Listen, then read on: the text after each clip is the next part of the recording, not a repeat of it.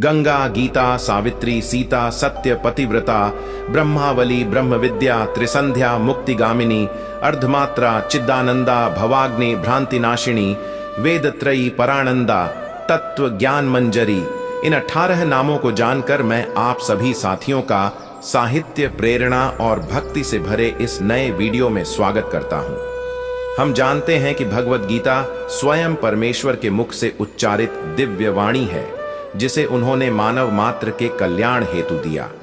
यह ऐसा दिव्य उपहार है जो यदि श्रद्धा और निष्ठा से पढ़ा जाए तो मनुष्य जीवन के समस्त दुखों से मुक्ति पाकर मोक्ष प्राप्त कर सकता है और भगवत धाम को प्राप्त होकर भगवत सानिध्य में रह सकता है। किंतु यह भी कहा गया है कि केवल गीता का पाठ करने से ही उसका पूर्ण फल नहीं मिलता, जब तक कि गीता महात्म्य के श्लोकों का भी पाठ न किया जाए। महात्म्य के प्रथम श्लोक में ही भगवान कहते हैं, गीता सुगीता कर्तव्य किमन्य शास्त्र विस्तरय या स्वयं पद्मनाभस्य मुख पद्माद्विनिःसृता, अर्थात गीता को उत्तम प्रकार से पढ़ना चाहिए, अन्य शास्त्रों के विस्तार की आवश्यकता नहीं, क्योंकि यह स्वयं भगवान के मुख से प्रकट हुई वाणी है। गीता पाठ यदि निष्ठा और प्रेम से किया जाए तो सभी वैदिक शास्त्रों के अध्ययन की आवश्यकता नहीं रहती। गीता ही समस्त वेदों का सार है। यही कारण है कि गीता को विभिन्न दिव्य नामों से संबोधित किया गया है, जिनके उल्लेख गीता महात्म्य के 48वें श्लोक में आता है। गीता नामानि वक्ष्यामि शृणु पांडव सत्तम, कीर्तयन् सर्व पापेभ्यो विमुच्यते न संशयः। अब आइए एक एक कर इन 18 नामों का महात्म्य सुनते हैं। एक गंगा जैसे गंगा में स्नान से शरीर व मन पवित्र होते हैं, वैसे ही गीता का पाठ या श्रवण करने से मन ईश्वर अभिमुख हो जाता है। गीता, यह शब्द गीत से उत्पन्न हुआ है। भगवान ने श्लोकों को मधुर स्वर में उच्चारित किया, अतः इसका नाम गीता पड़ा। 3. सावित्री, सावित्री जैसी पतिव्रता ने अपने पति को मृत्यु से वापस लाया, उसी प्रकार गीता भी आत्मा को अज्ञान रूपी मृत्यु से बचाती है। 4. सीता, जैसे माता सीता की पवित्रता अक्षय है, वैसे ही गीता की भी पवित्रता अटल है। 5. सत्य, सत्य आत्मा का प्रतीक है और गीता आत्मा को शुद्ध करने वाली है। 6. पतिव्रता, जैसे एक पतिव्रता स्त्री अपने पति के प्रति निष्ठावान रहती है, वैसे ही गीता भक्त को भगवान के प्रति निष्ठावान बनाती है। 7. ब्रह्मावली, ब्रह्मा की शक्ति और अग्नि की पवित्रता को समेटे हुए गीता अत्यंत शक्तिशाली है। 8. ब्रह्म विद्या, गीता परम ब्रह्म के ज्ञान को प्रकट करती है, यह ब्रह्म विद्या का सार है। 9. त्रिसंध्या, जैसे दिन में त्रिसंध्या का समय पवित्र होता है, वैसे ही गीता पाठ का समय भी अत्यंत पवित्र होता है। 10. मुक्तिगामिनी, गीता मोक्ष का मार्ग दिखाती है, इसलिए यह मुक्तिगामिनी है। 11. अर्धमात्रा, गीता भगवान का अर्ध स्वरूप है, जैसा उन्होंने स्वयं महात्म्य में कहा है। 12. चिदानंदा, गीता का ज्ञान आत्मा को चैतन्य और आनंद प्रदान करता है। 13. भवाग्नि, यह संसार की माया और भ्रम को जला देने वाली अग्नि है। 14. भ्रांतिनाशिनी, जो भ्रम और संशयों को दूर करती है, वह है गीता। 15. वेदत्रयी, ऋग्वेद, यजुर्वेद और सामवेद का सार गीता में समाहित है। 16. परानंदा, गीता का पाठ आत्मा को परमानंद की अनुभूति कराता है। 17. तत्व, गीता समस्त शास्त्रों का तत्व है, सरल और सारगर्भित। 28. ज्ञान मंजरी, यह ज्ञान की पुष्पांजलि है, जिसमें सभी योगों और दर्शनों का संगम है। अंत में यही कहना चाहूंगा कि भगवद गीता का नियमित पाठ आत्मिक उन्नति, मानसिक शांति और जीवन के उद्देश्य को स्पष्ट करता है।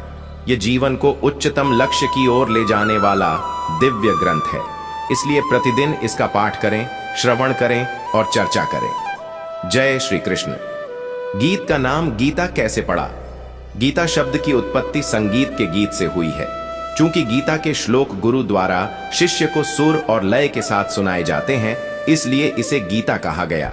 इसके प्रत्येक अध्याय में विभिन्न छंद और राग के अनुसार पाठ किया जाता है, जो किसी मधुर संगीत की भांति सुनने में आनंददायक होता है, इसलिए इसका नाम पड़ा भगवद गीता। सावित्री, सावित्री एक ऐसी पतिव्रता थीं जिन्होंने अपने मृत पति को भी पुण्य जीवित कर दिया था। उसी प्रकार गीता भी एक अत्यंत पवित्र ग्रंथ है। इसलिए गीता की तुलना सावित्री से की जाती है। सीता श्री राम की अर्धांगिनी देवी सीता जैसी पवित्र और निष्कलंक थीं, वैसे ही भगवत गीता की भी पवित्रता अक्षय और अविनाशी है। जिस स्थान पर गीता रखी जाती है वह स्थान भी पवित्र हो जाता है।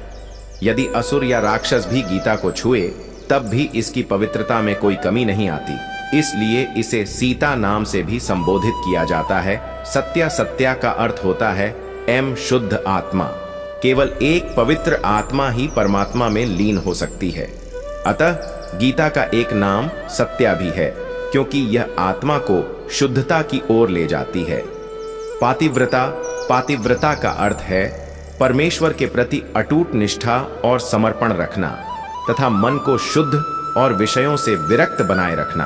परमेश्वर ही सबका परम स्वामी है और हम सब उनके प्रति पतिव्रता स्त्री के समान समर्पित हैं। भगवत गीता के महात्म्य के 44वें श्लोक में भगवान कहते हैं, गीता में हृदयम पार्थ, गीता में सारमुत्तमम, गीता में ज्ञानमत युग्रम, गीता में ज्ञानमव्ययम।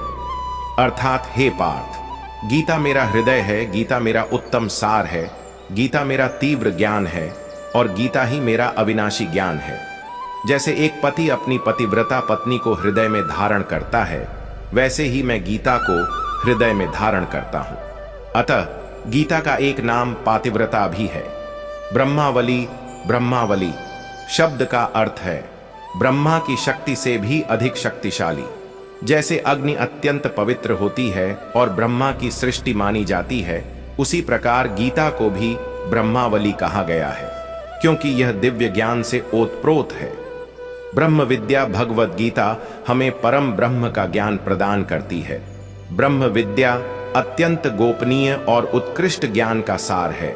इसके माध्यम से 8 सिद्धियां प्राप्त की जा सकती हैं। इसलिए गीता को ब्रह्म विद्या भी कहा गया है। गीता को ब्रह्म विद्या का स्थान प्राप्त है, इसलिए इसका एक नाम ब्रह्म विद्या भी है।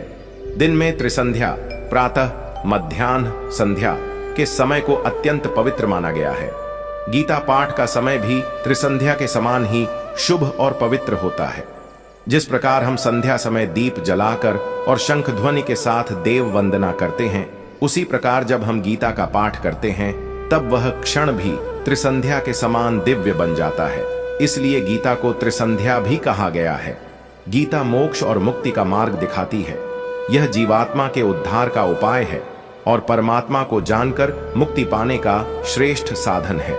इसलिए इसका एक नाम है मुक्ति गेहिनी, अर्थात मुक्ति का प्रवेश द्वार। भगवान श्री कृष्ण गीता में कहते हैं कि गीता उनका अर्ध रूप है। गीता में वह स्वयं अर्धमात्रा के रूप में विराजमान है। गीता महात्म्य के 47वें श्लोक में भगवान कहते हैं, गीता में परमा विद्या ब्रह्म रूपा संशया अर्धमात्रा स्थिता नित्या अनिर्वाच्य पदार्थिका। अर्थात गीता मेरी परम विद्या है, यह ब्रह्म रूपा है, अर्धमात्रा के रूप में मुझ में स्थित है और इसका स्वरूप नित्य एवं अनिर्वचनीय है। इसलिए गीता को अर्धमात्रा कहा जाता है। चिदानंद का अर्थ है चेतना और आनंद का स्वरूप। गीता के प्रारंभिक भागों में जो दर्शन और शिक्षा मिलती है वह हमारे चित्त को प्रसन्न करती है। भगवान को सच्चिदानंद कहा गया है, क्योंकि उन्हें अनुभव करने पर आत्मा सदा आनंदित रहती है। इसलिए गीता को चिदानंदा कहा गया है। भव का अर्थ है संसार या माया का जाल और अग्नि का अर्थ है उसे भस्म कर देने वाली शक्ति। गीता वह ज्ञान रूपी अग्नि है जो हमें संसार के मोह और माया से मुक्त करती है। इसलिए गीता को भवाग्नि कहा जाता है। हमारा मन जब अधर्म या अज्ञान की ओर जाता है तब भ्रमित हो जाता है। गीता का ज्ञान उस भ्रम को नष्ट करता है और सच्चे मार्ग की ओर ले जाता है। केवल भ्रांति को त्याग कर ही मन निर्मल होता है और परमात्मा की प्राप्ति संभव होती है। इसलिए गीता को भ्रांति नाशिनी कहा गया है। तीनों वेद, ऋग्वेद, यजुर्वेद और सामवेद में जो कर्म, कर्तव्य और उपासना की विधियां वर्णित हैं, उनका सार गीता में समाहित है। इसलिए इसे वेदत्रयी भी कहा गया है। गीता पाठ से परम आनंद की अनुभूति होती है। यह न केवल पाठक को बल्कि श्रोता को भी आध्यात्मिक सुख प्रदान करती है। इसलिए गीता को परानंदा कहा गया है। गीता समस्त शास्त्रों का सार है। वेद पुराण और उपनिषदों के अध्ययन से जो ज्ञान प्राप्त होता है वही सरल रूप में गीता में निहित है। इसलिए इसे तत्वा कहा गया है, तत्वों का सार। भगवत गीता में अनेक प्रकार के ज्ञान एकत्रित हैं। कर्म योग, भक्ति योग, ज्ञान योग, ध्यान योग, विभूति योग आदि। यह विविध ज्ञानों का संग्रह है, एक ही ग्रंथ में सब कुछ समाहित है। अतः गीता को ज्ञान मंजरी भी कहा जाता है। प्रिय श्रोताओं, अंत में मैं यही कहना चाहूंगा कि गीता पाठ का सबसे बड़ा लाभ मानसिक शांति और आत्मिक उन्नति है। यह जीवन की जटिल समस्याओं का समाधान देती है, आत्मसंदेह दूर होता है और व्यक्ति के व्यवहार में सकारात्मक परिवर्तन आता है। नियमित गीता पाठ से ज्ञान और विवेक की वृद्धि होती है और जीवन के उद्देश्य की सही समझ प्राप्त होती है। हम सभी के जीवन में एक परम उद्देश्य और एक गहन प्रश्न होता है, मैं कौन हूं? मैं कहां से आया हूं? मैं इस दुख से ग्रस्त क्यों हूं? जब तक इन प्रश्नों के उत्तर नहीं मिलते, तब तक मनुष्य पूर्ण रूप से मानव नहीं बन सकता। यह मानव जीवन अत्यंत दुर्लभ और मूल्यवान है। इसका सदुपयोग न किया जाए तो यह केवल एक अवसर का अपव्यय होगा। इन प्रश्नों का उत्तर पाने के लिए श्रीमद् भगवद गीता का अध्ययन अनिवार्य है। अतः आप सभी प्रतिदिन गीता पढ़ें, सुनें और उस पर विचार करें। जो आत्मिक संपदा इससे प्राप्त होगी, उसके सामने इस संसार की सारी वस्तुएं तुच्छ प्रतीत होंगी। जय श्री कृष्ण।